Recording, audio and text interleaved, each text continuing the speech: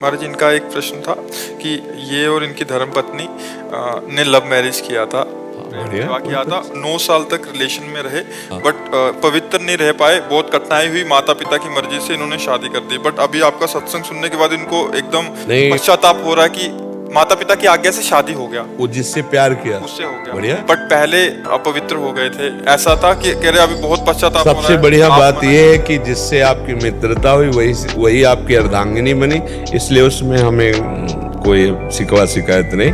आप आनंद से चलिए और आपका जो प्रेम है वो और पवित्र प्रेम में बदल के दोनों भगवान के मार्ग की अनुसरण करने वाली भक्ति को हृदय में धारण करो और दोनों भगवान को प्राप्त हो तो तुम्हारा प्यार सार्थक हो गया, दोनों एक ही जगह पहुंच जाओगे श्री भगवान के पास। आजकल जो प्यार होता है ना वो सब दिखावटी और नौटंकी नाटक होता है, वासना की पूर्ति की, फिर ब्रेकअप कहते हैं। ये ब्रेकअप मतलब शरीर को तुमने क्या समझ रखा है, दोना पत्तल समझ रखा है। अरे जीवन चरित्र है, एक बार जैसे मानो आपने प्यार किया, ठीक है, हाथ मिलाया आजीवन के लिए तो बढ़िया है, हमें कोई परेशानी नहीं, हमें और कोई पक्ष नहीं देखना, तुम कहाँ के हो तुम कहाँ के नहीं देख। दोनों ने प्यार किया, ठीक है, दोनों ने शरीर भाव किया, ठीक है, आजीवन उसका निर्वाह करो, अब तीसरे को मत चुना, दोनों में पर आजीवन निर्वाह करो, बढ़िया, कोई बात नहीं, क्योंकि कलिकाल है, इसमें इतना ही निर्वाह हो जाए बहुत बड़ी बात है। अब ये तो नहीं है कि थोड़े दिन हमारा मनोरंजन, वो आजकल जो चला क्या लिव इन रिलेशन, बोले अब हमारी नहीं बनी, ऐसी तैसी तुम्हारी बनी नहीं, तुमने शरीर को खिलवाड़ समझ रखा है। ये कौन सा मतलब संविधान चला, हमारी तो समझ में नहीं आता है कि यार महीना 2 महीना तुम्हें रखा, इसके बाद बोला हमारी पसंद के नहीं, फिर इनको रखा, फिर हमारी पसंद के नहीं, ये तो पूरा जीवन मनोरंजन में कट जाएगा। और उसकी हालत क्या हुई जिसको तुमने कह दिया पसंद नहीं, तो मतलब ये क्या रह गया, उसका जीवन क्या रह गया, तुम्हारा जीवन क्या, क्यों लिव इन रिलेशन का मतलब यही तो है ना, हमें जैसा बताया गया हमें तो पता नहीं।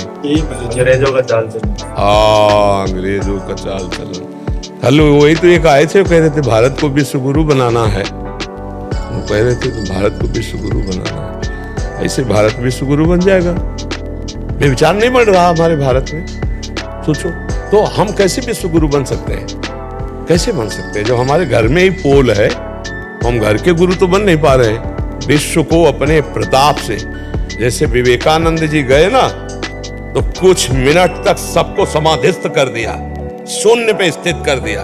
भारत का ऋषि गया तो किसी को होश ही नहीं रहे, और ये कहा मेरे बहन और भाइयों अंग्रेजी से ना, तो सबके चित्त में ऐसे लगा कि लूट लिया, और वो नव युवक शरीर, वो तेज, वो ब्रह्मचर्य भारत का जो ऋषि है उसका प्रभाव है, तब सबने माना कि विश्व गुरु के लिए तो मतलब हमें लगता है कि प्रेम निषेध नहीं, हम भी नहीं करते, इस बात का निषेध नहीं करते, दोस्ती करो लेकिन आजीवन के लिए करो, ये हम पहले से कहते चले आ रहे, हम दोस्ती का निषेध नहीं करते, लेकिन तब तक जब तक तुम्हारा ये निर्णय पक्का ना हो जाए कि तुम दोनों दोस्त आजीवन एक साथ रहोगे, तब तक उसको पवित्र रखो।